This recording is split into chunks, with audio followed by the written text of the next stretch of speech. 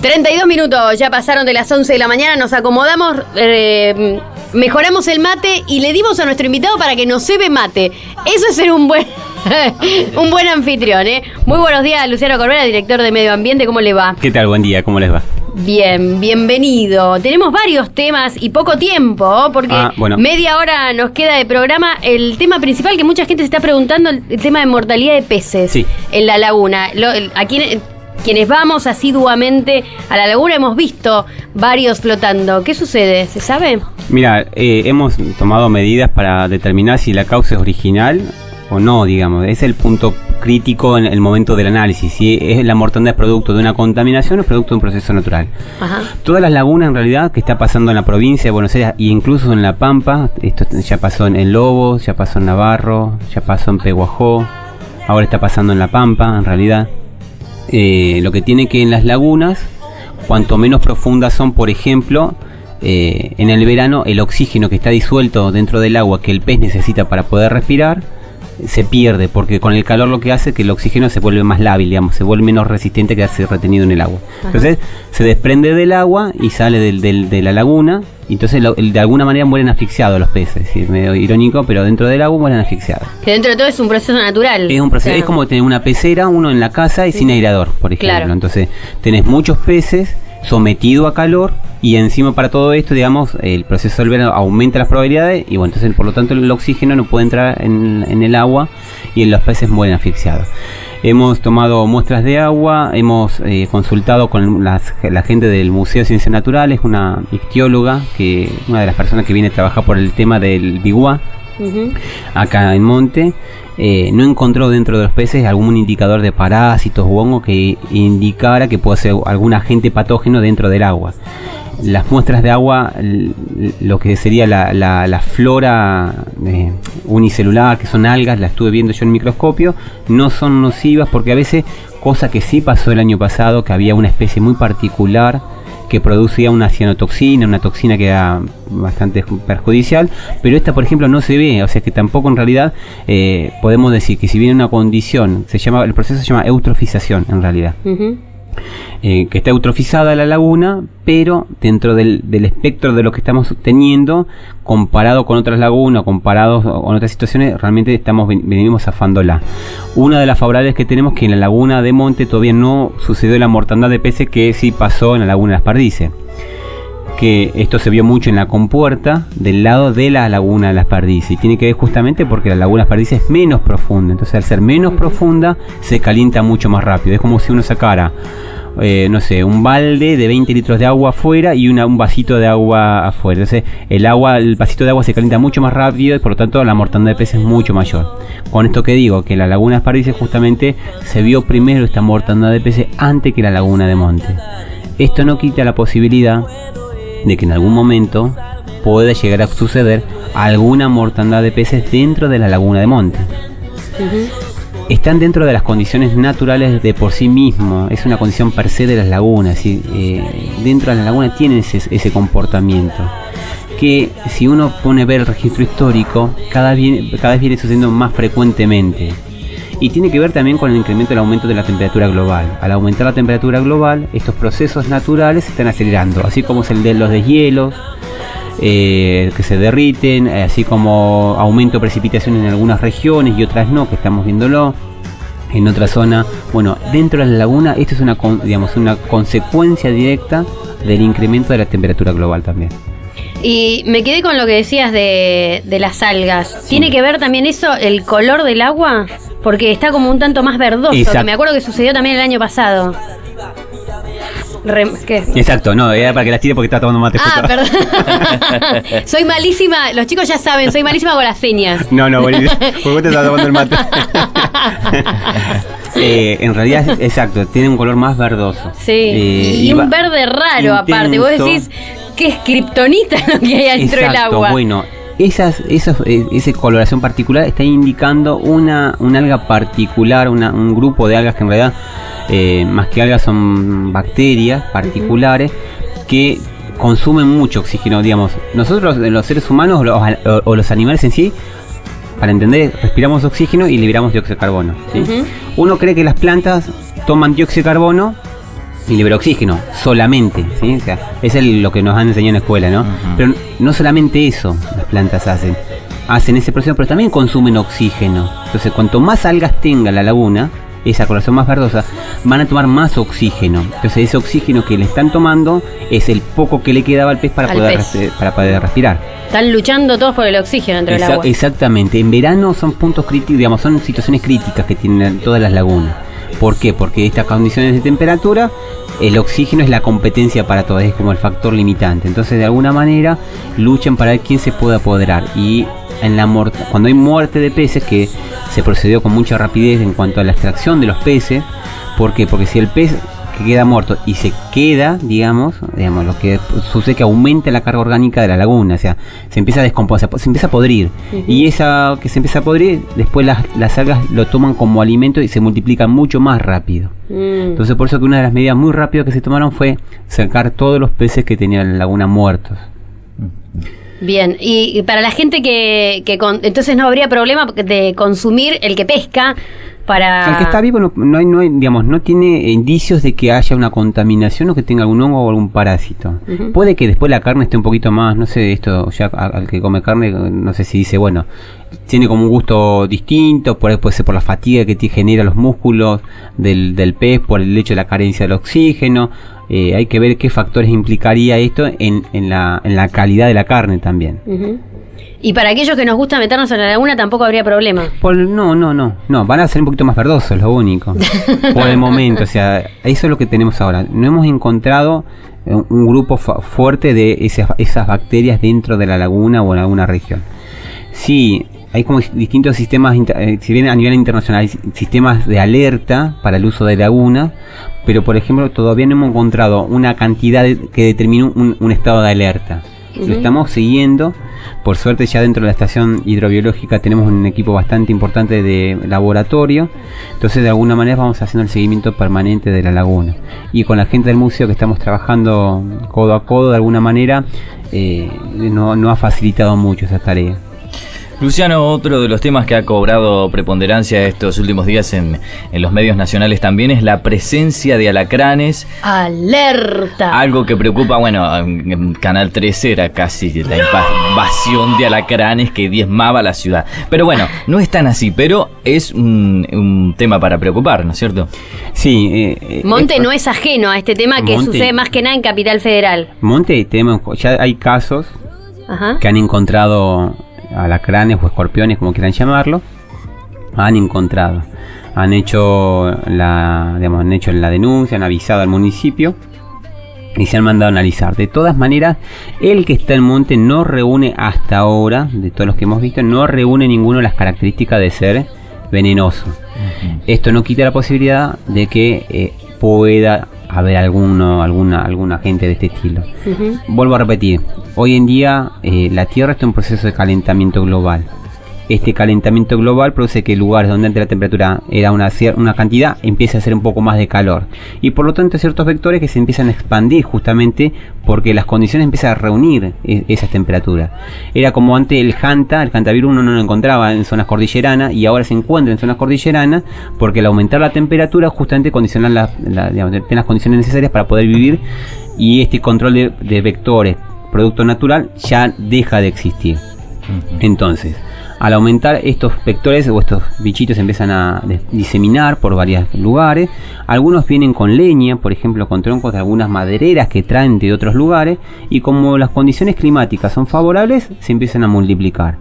Uno de los lugares que no es para generar alerta sino para generar advertencia, digamos, es en la zona del barrio Salinas, barrio Esperanza, barrio Matadero, todo lo que es zona Matadero. En esas zonas se han encontrado bastante, me refiero a tres casos más o menos. ¿Y qué precauciones hay que tener? ¿Qué medidas tiene uno que tomar en casa? Bueno, en el caso de si uno tuviera, no sé, una casa que está expuesta a este tipo de factores, a veces trata de impedir los accesos de las puertas. A veces ¿vieron cuando a veces pone no sé, que tampoco va a ser un limitante para el escorpión si quiere entrar? Pero bueno, en la medida que mantener cerradas las puertas o algo, una tabla abajo de la puerta si quiere dejar para ventilar, o la puerta, digamos, las alturas las aberturas altas, de esa dejarla abierta, pero si son al ras del piso, esas son posibilidades a que ingrese algún escorpión o algo. De todas formas, el escorpión es pariente muy cercano de los arácnidos, entonces en realidad se mete por cualquier lado. Se mete por cualquier lado donde reúna que él considere que tiene más calor, más temperatura o algo. Prefiere normalmente pilas de leña, ese tipo de cosas. En caso de que uno tenga un encuentro con un alacrán, que no debe ser muy agradable, supongo, y lo pica, he leído, tiene que ponerse hielo inmediatamente en la zona. Exactamente. Y dirigirse inmediatamente a un centro de salud. Exacto. Con el animal si es posible. En lo posible con el animal, exacto. Porque, digamos, después lo que se hace es analizar en realidad el animal, si es venenoso o no es venenoso. En la bibliografía dice esto, por ejemplo, que generalmente, igualmente uno no se va a estar fijando en ese momento, ¿no? Pero las pincitas que tiene, cuantos más grandes son, en realidad el mecanismo de defensa que tiene el escorpión está centrado en las pincitas, y no en la colita, que se llama aguijón o saeta, como quieran llamar. Entonces, si tienen pincitas grandes, significa que su forma de defensa o de caza está centrada en las pinzas y por lo tanto no necesita el veneno de la cola. Cuando las pincitas son chiquitas, tiene un aguijón tiene más veneno. Exactamente. Entonces es como una de las... Muy parecido a las arañas, ¿no? La viuda negra, que es tan chiquitita, es mucho más perjudicial que una lobo. Exacto. Bueno, son primos, pertenecen a la misma familia porque tienen como unas pincitas en la boca, se llama quelíceros, pertenecen a la familia de los quelicerados, se llama. Pero sí. Y también estábamos leyendo por ahí que hay que tapar las salidas de... Ay, no me sale. Las rejillas. Las rejillas también, porque se meten por cualquier lado. Por cualquier lugar se meten. O sea, cualquier lugar que tenga posibilidad de ingreso, ellos también prefieren lugares más sombríos, donde no estén tan expuestos a las temperaturas, digamos. Ellos se resguardan bastante en ese sentido. Bien, ¿qué comen? ¿Qué están buscando, además de un lugar placentero? En cuanto a la comida, sí. Matan arañas, por ejemplo, comen arañas, gusanos, orugas, y ellos en realidad una forma de matar, de alimentarse, ellos pintan con el aguijón, los inyectan el veneno, y ellos en realidad no comen, porque no tienen dientes ni estructura bucal para poder comer. Entonces, el veneno que le inyecta en realidad lo que hace es digerirlo. Bicho, como que se empieza a podrir, digamos, mata una araña, le inyecta ese veneno de la cola, la araña se empieza a descomponer y después en realidad lo que hace el escorpión es tomar los jugos descompuestos predigeridos, porque en realidad el sistema digestivo de la escorpión no es completo, entonces necesita una ayuda extra que se vaya digiriendo previamente. Entonces con esta colita le inyecta ese veneno que tiene unas partículas de enzima que se empieza a degradar. Entonces después el escorpión viene y se alimenta de la descomposición de esa araña. Si le echamos, porque hay mucha gente que le echa ray a todo. Bueno, digo la marca, le echa cualquier tipo de veneno. Sí. ¿Hace algo? El rey negro, el mata cucaracha. El mata cucaracha también mata o impide la entrada, ¿no? Exacto. Uno tira la puerta, tiene las rejillas en todos lados, sirve eso. El rey negro mata cucaracha tiene buenos resultados. Bien, como para tenerlo en cuenta, ¿no? Sí. No alarmarse, pero sí prevenir. No, exacto. Claro. Lo mismo de la ropa. Hoy decíamos temprano, sacudir la ropa, sacudir las zapatillas uno antes de ponérsela. Sí. No, como cuando uno está de campamento, ¿no? Exacto. Medias básicas. Sí. En realidad la intención es, siempre se despiertan preocupaciones muy fuertes en los medios. Entonces, ¿qué hacemos? ¿Qué no hacemos? ¿Qué se hace? ¿Qué no se hace? Y yo creo que este tipo de vectores, si bien por supuesto que controlarlo es como controlar una población que vienen por momentos de golondrinas, por ejemplo, por decir uno. Ya van a volver. Que ya van a volver. Sí, lo tiré por eso mismo, digamos. Voy abriendo el paraguas por las dudas. Son factores naturales que están siendo consecuencia de un factor más importante que un comportamiento global, me parece. Entonces, cuando uno a veces habla acerca de los factores que están sucediendo, qué cambios están sucediendo a nivel planetario, y bueno, estos son parte de los cambios que el planeta está adecuándose a toda la presión que está soportando del hombre. Claro, todo es culpa nuestra, en definitiva, y nuestro comportamiento. Por ejemplo, vuelvo a repetir, antes había casos de fiebre amarilla que no había más, no se habían registrado más, y vuelven a aparecer nuevos casos de fiebre amarilla en zonas como Misiones, por ejemplo, porque ya se ha empezado a aumentar la temperatura. Entonces vuelvo a repetir, factores donde antes no estaban sucediendo o se dejaron suceder, vuelven a aparecer o se empiezan a proliferar. Es decir, lo que está pasando ahora, dentro de un par de años, si la situación continúa, se va a ir proyectando hacia el sur de la Argentina. ¿Por qué? Porque uno antes decía, en el sur hace mucho más frío, es el factor que controla. Pero como no hace tanto frío ahora, el factor limitante que era el frío, que los controlaba, que los limitaba, ahora al haber menos temperatura, por lo tanto se empiezan a proliferar mucho más esos vectores. Bien, bueno, ahí tenemos las medidas de precaución y las causas también por las que aparecen los alacranes. Otro tema, verano, mosquitos. Sí. Sí, ¿cómo andamos con el tema del dengue? Por más que el viernes vienen las chicas de la Subsecretaría de Salud y nos van a comentar el tema de cómo prevenir y demás, pero desde el Ministerio, desde el...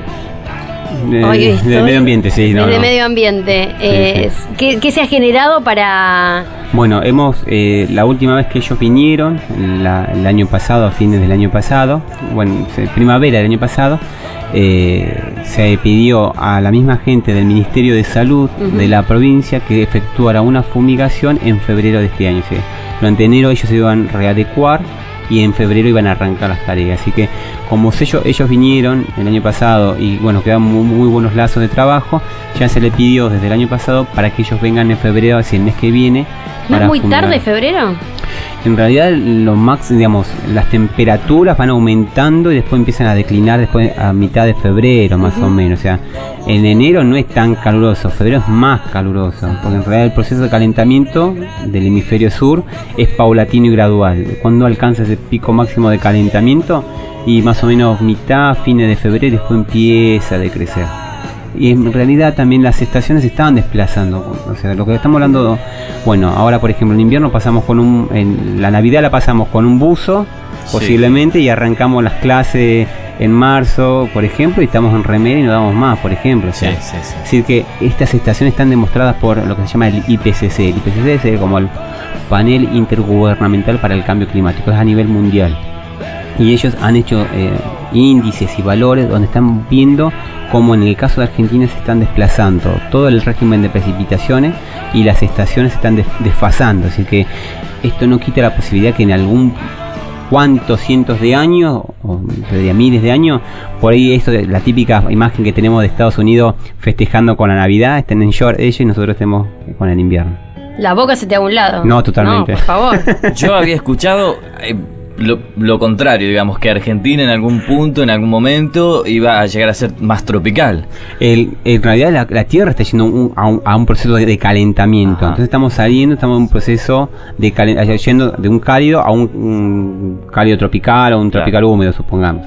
En realidad es un proceso de calentamiento. Esto no quita de que estos factores del incremento de la temperatura en invierno, si bien los inviernos van a ser menos intensos, igualmente se van a expresar de alguna manera, pero desfasados.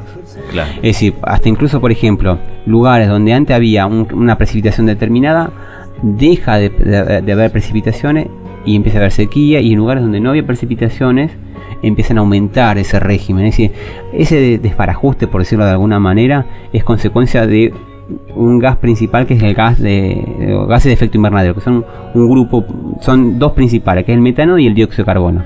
El dióxido de carbono es resultante de la actividad del hombre.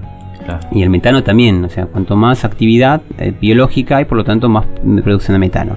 Estos gases lo que hacen es retener la energía que proviene del sol. Al retener esa energía, produce un incremento de la temperatura. Y a veces uno dice, no, se espera el incremento de 1 grado, pero 1 grado es muchísimo expresado en un ambiente. Eso condiciona la vegetación, modifica el flujo de migraciones de aves, las especies que antes existían dejan de existir y se empiezan a colonizar por otras, como puede ser el caso del escorpión. Es decir, que hay varios factores que hoy en día están sucediendo, y que si bien, amén de que por supuesto Monte es una manchita, un puntito dentro del planeta, medidas que se han tomado, como por ejemplo en su momento fue la no poda y dejar que las plantas se recuperen, también es una forma de reducir el gas de efecto invernadero y aumentar oxígeno.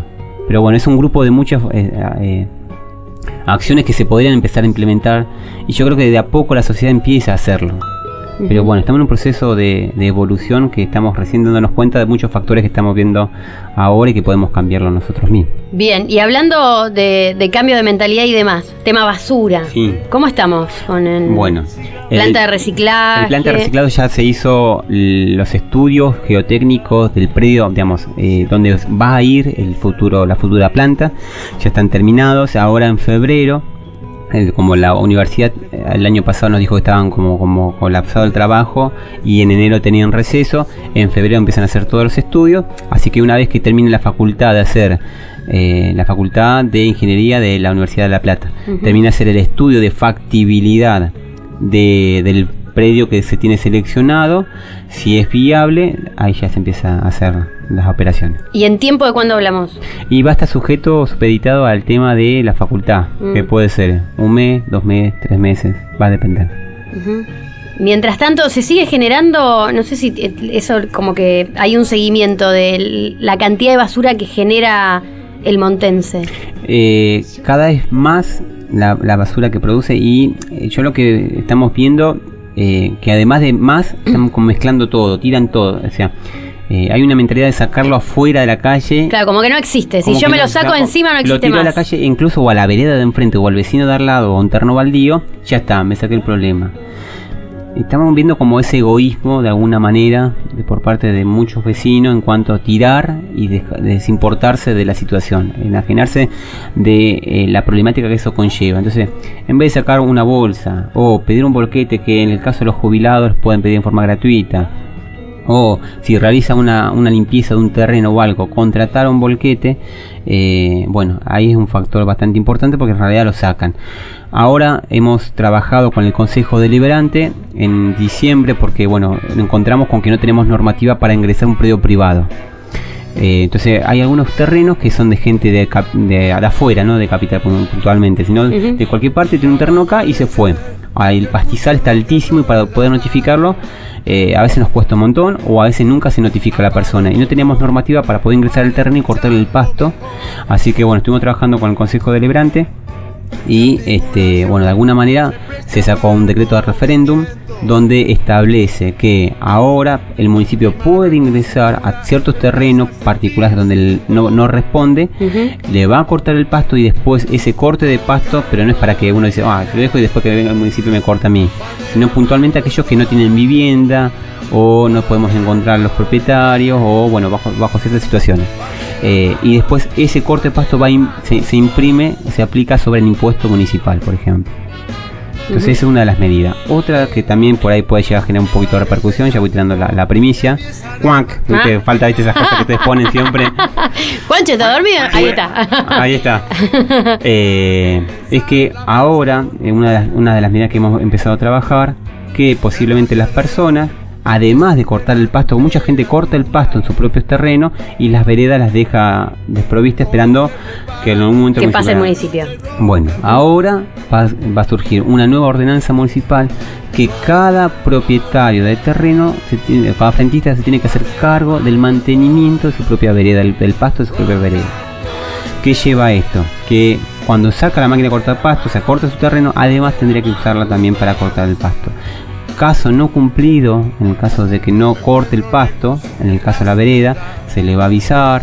Nosotros siempre lo que generalmente por eso pedimos la colaboración, y yo creo que la mejor forma de construir algo mejor es entre todos juntos. Entonces, si cuando veamos una situación en la cual el pastizal está del frente alto, vamos a avisarle, solicitar su colaboración. Es una forma que también el turista que viene vea un pueblo bello, que esté prolijo. El municipio, esto es una autocrítica también que yo me hago, o sea, cuesta llegar mucho a todos los lugares y tratamos de hacerlo lo mejor posible, pero también pedimos la colaboración de cada vecino. Entonces la forma de pedir esa colaboración es de alguna manera que corte además el pasto de la vereda de su propia casa. Eso es por un lado, y además el hecho de los papeles.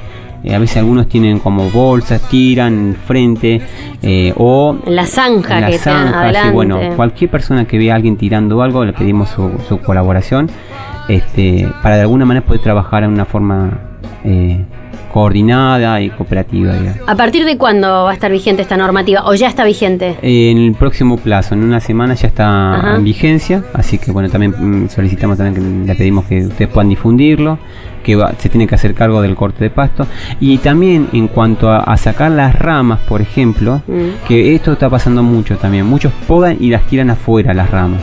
Si son pocas ramas no pasa nada, el municipio puede llegar, pero mucha gente está podando y además de tirar ramas que tapan todas las veredas, las tiran a veces en el terreno de al lado o en el terreno de enfrente. Caso que veamos donde una persona saca a la vereda sin haber contratado un volquete, que vuelvo a repetir, o sea, el volquete no tiene que por sí pagarlo, o sea, si tiene alguna persona en su familia que es jubilado o algo, lo saca a nombre de la familia, hasta incluso para poder abaratar costos. Ya estoy dando la trampa de la situación, o sea, pero lo que queremos es que Monte esté limpio, y las medidas que estamos tomando es decir, bueno, lo hemos intentado con muchas personas dialogándolo, pidiéndoselo, y lamentablemente no encontramos esa respuesta por parte de vecinos donde le pedimos, mira, tenés X comercio y afuera tiene un montón de vehículos estacionados o lo que fuera en reparación o lo que fuera, ya estoy tirando un rubro más o menos que es un posible factor de cualquier cosa, y sin embargo no lo retiran a los vehículos o sacan rama y la dejan apilada. Entonces vamos a de alguna manera, durante todo el año pasado hemos trabajado en forma verbal comunicándoselo. De todos ellos el 2% solamente respondió a la comunicación. A veces lamentablemente todos somos hijos de rigor, o como todo, uno esperamos a pagar el impuesto hasta que al día antes que se nos venza, por ejemplo. Bueno, lamentablemente una situación se genera como este estilo. Si alguien tiene ramas que tiene que sacar, tiene que contratar un volquete. Si el pasto está alto de la vereda, tiene que cortarlo. Lo mismo que si se ve mucho sacar muebles que uno tira, dejarlos en la vereda como para que pase el camión recolector y se los lleva. No se lo va a llevar. No se lo va a llevar. No, hay que contratar también un volquete para sacar muebles. Exacto. El asomo puede esperar, sí, bueno. El rubro hotelería también es muy de hacer eso. Y lo vemos alrededor de la laguna, que es lo peor, ¿no? Quemando gente, me dicen acá. Sí. Pero digamos, a veces el problema a veces está en no decirle las cosas. Yo creo que por ahí a veces entramos, no, porque viste tal situación y no damos nombre, viste como es como Lord Voldemort. Acá el nombre nunca se dice en Harry Potter, ¿no? Es como que el innombrable. Hay ciertas cosas que son innombrables y lamentablemente hay que decirlo. Es una forma de construir también. Claro. Y ciertos rubros, ciertos lugares, en ciertas zonas, va la gente junta la basura y las tira por calle de tierra también, o sea, calles adentro de tierra, yendo, no sé, para los eucaliptos o cualquier otro lugar, y ahí aprovechan a tirar todo, y a veces los que están tirando lo podrían dar otro uso. A veces está mezclado ropa, o sea, vuelvo acá, por ahí tenemos que empezar a pensar un poco más en lo colectivo, y ser más, no sé, más, esa es mi forma de pensamiento posiblemente, ¿no? O sea, si yo tengo algo no me sirve, bueno, se lo puedo dar a alguien que por ahí sí lo puede llegar a necesitar. Y buscar una respuesta, una solución a eso, que en vez de generar una molestia para alguien, puede ser una herramienta para otra persona. Y la basura cada una en su lugar, ¿no? Porque incluso se usan mucho los tachos grandes verdes, ¿cómo es que se llaman? Los contenedores. Los contenedores. He visto en obras de construcción acá en la zona céntrica que tiran pedazos de ladrillo en los contenedores, y los contenedores no son para eso. No, porque después los compactores se rompen cuando lo están prensando, tiran cualquier cosa. Hemos encontrado gatos muertos, animales muertos dentro de los contenedores. El tema de animales muertos, ¿a quién le avisamos? Encontramos un animal muerto en la vía pública. Sí. ¿Quién es el encargado? ¿Cuál es el organismo encargado de recogerlo? No sé, no sabría decirte. Es todo un tema. Es todo un tema. Sí. Si podemos lo enterramos. Sí, entonces, pobrecita. O le echamos. El año pasado me habían recomendado echar cal. Cal, por ejemplo, si uno lo ha podrido, por ejemplo, tiene mucho olor a descomposición en alguna zanja o algo. La cal de alguna manera mata toda esa actividad biológica, microbiana, que es lo que produce el olor a descomposición, olor a podrido, digamos. Vamos a decirlo en criollo. Sí. La cal lo que hace es justamente eso. Y después de última se puede enterrar. Bien, bueno. Hace pocos días venía circulando por la calle y veo dos chicos, hablando de los contenedores, los verdes, los que están en cada esquina, subidos a un contenedor, como domándolo de alguna manera. Y suponemos que esos hijos tienen padres, esos chicos tienen padres. Vamos a pedirle a los padres que les expliquen. Que el contenedor no es para domar. No, claro, que es un bien de todos y que la verdad destruyéndolo se destruye lo que es el patrimonio de todos. Bueno, eso por ejemplo yo lo veo cada vez más en las escuelas. Yo además de trabajar en la municipalidad soy docente. Uh-huh. Y veo que cada vez hay menos límites hacia los jóvenes. Sí. Y cuando uno ve un joven, por ejemplo, en una situación muy particular de rebeldía o lo que fuera, o sea, y uno llama a los padres, ¿verdad? Y cuando uno habla con los padres, y uno empieza a entender que a veces la respuesta que vemos en los jóvenes está centrada en los mayores. Tal cual. Entonces, no es por decir como era antes, ¿no? Pero en otros momentos, cuando alguien, por ejemplo, decía algo inapropiado delante de un mayor, la mamá, sácate, chaf, un zurdazo de izquierda, de revés con la manito. Ya con te miraban y vos decís, listo. Y yo creo que esas cosas se han perdido. Y no es que vivamos una situación donde el chico no tenga garantía, porque ahora como que todo pasa porque el chico, no, si se lo golpea es violencia, porque si se lo mira mal es bullying, porque si le... Y yo creo que tenemos, hasta el Papa lo dijo, una buena cachetada en su respectivo momento viene bien, o sea... Hay que poner límites, y esos límites están centrados desde los mayores hacia los jóvenes. Entonces, no nos podemos quejar de una sociedad que vamos yendo hacia un camino donde no nos gusta cuando no hacemos nada para poder cambiarlo. Entonces, vuelvo a repetir, todos somos partícipes de la construcción de esta sociedad, y de alguna manera todos tenemos que poner nuestro propio granito, de la manera que sea. Además, todos sabemos las cosas cuando están bien y cuando están mal. Sí, totalmente. Entonces, simplemente respetar las normas de convivencia básicas. Exacto. Y el tema de la basura, seguir reciclando lo máximo que se puede y tratar de comprar la menor cantidad. El otro día estaba escuchando algunos consejos, la menor cantidad de envases. Exacto, sí. ¿No? Porque ahí es donde genera... Y el tema de las bolsas, ¿qué pasa? Porque algunos comercios entregan bolsa, camiseta, otros no, te dicen no, camiseta no, solamente de corte. Ahora lo que está haciendo la Ciudad Autónoma de Buenos Aires, que es Capital Federal, tiene una ley de prohibición de entrega de bolsas camiseta. Uh-huh.